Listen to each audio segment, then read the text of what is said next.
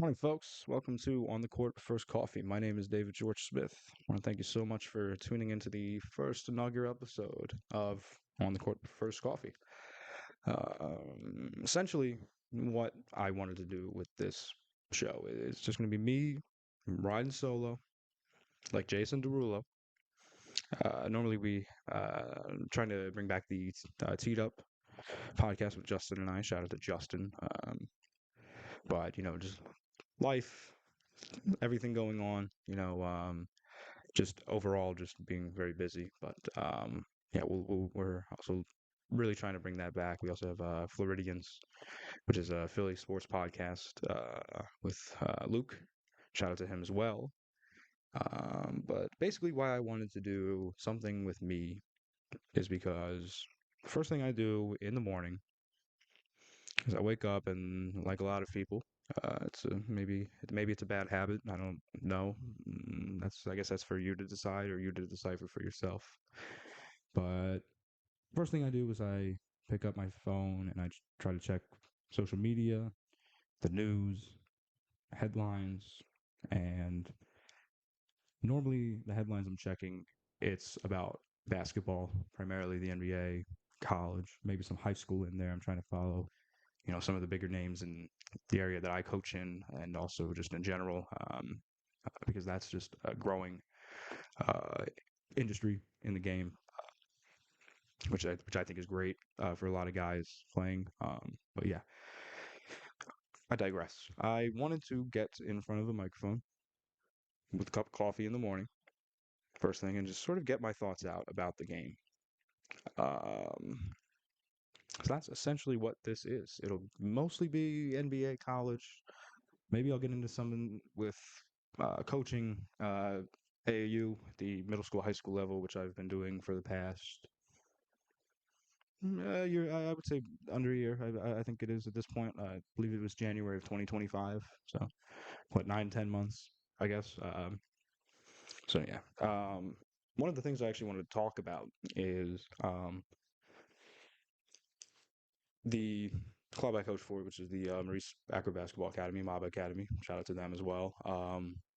Had their first inaugural 3-on-3 basketball tournament, and I was asked to officiate. Um, and I gotta say, it was a great time. I had a great time. It was a fun day, a fun weekend of basketball. I think overall, the experience that I had as an official, as a referee, because you witness referees as a fan, as a player, as a coach, on all different levels. But I think it sort of gives you a different perspective when you actually do it. And I believe that's the same with coaching as well. Definitely gave me a lot of appreciation. And I do have to say, it was a very, very challenging thing to do. It was very challenging, very hard, but it was also fun. So it was sort of that's sort of interesting. Uh, where it was a blast, but it was also very, I would say, nerve-wracking and just very challenging, maybe even frustrating at times. And this is just me doing a tournament. I can't imagine, if, there are people that officiate not just basketball, sports in general for a living. So um, I definitely couldn't do it as much as coaching. I couldn't do it every week.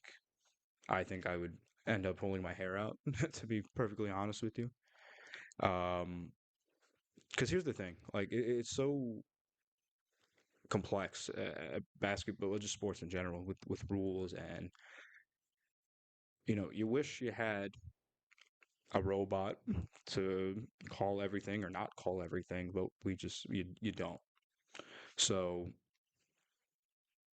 I at times I would get upset with calls on the line, or even as a fan, if I'm watching a game, we've all been there, right? We've all said that's a bad call, that's a terrible call, the refs are terrible. They need to be interviewed after games, and they need to talk about why they made this call, why they made that call. So it was a very interesting perspective, I think, just overall.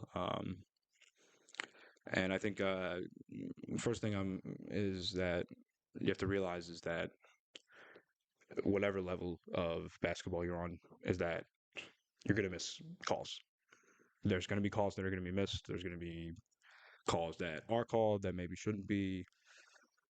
There's just gonna be maybe it was in the act of shooting, maybe, but the ref called it on the floor. And these are all things that have happened that I had to sort of be in that situation as the official. Um, yeah, it was just a very interesting um, experience, and I think I would like to continue it in the future. I think I would like to pursue that in this basketball career. Still doing the podcasting, the analytics, the the coaching, and yeah, maybe the officiating would be thrown in there. I think that would it's definitely a very interesting, fun, and rewarding experience. I just don't know if I have the capacity mentally, emotionally to do it every week. I just don't think I could do that. I don't think I could do it. When you're coach, you have two practices a week, a tournament every weekend. It's a lot of basketball, but it's doable. At least for me.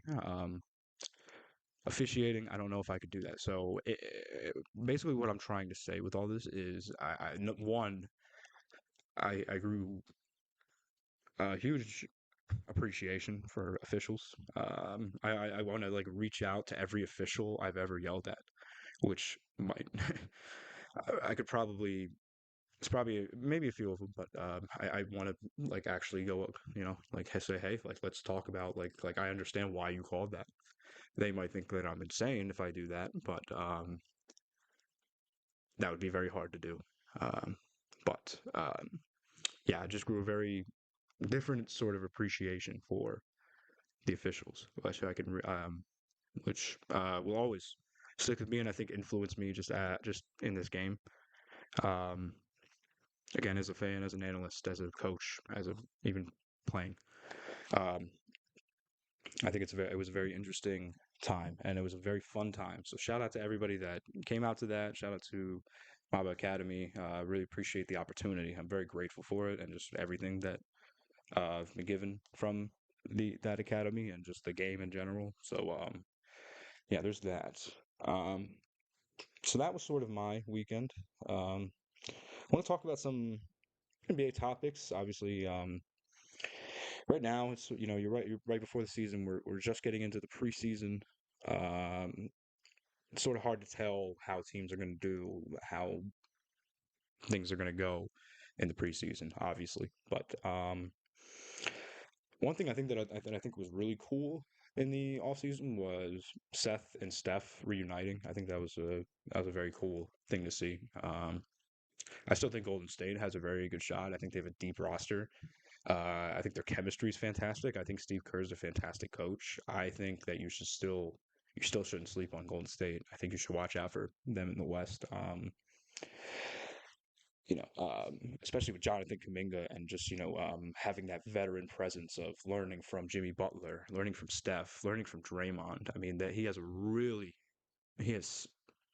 a silver platter of just knowledge handed to him and just experience and potential. So I'm very excited. I will be watching Golden State. I hope a lot of you do as well. Um, just looking over different topics. Jokic is the favorite for MVP again. Not surprised. Kevin Durant was the offseason acquisition. He was voted to make the most impact as a offseason acquisition. Well, yeah, when you're Kevin Durant, that tends to happen when you're Kevin Durant and you signed with a team. Typically, that team tends to have a lot of potential. So that's sort of a no-brainer there. Cooper Flag is rookie favorite for rookie of the year. Amon Thompson as a breakout candidate. Um, I think is very cool. I think Houston is going to be good.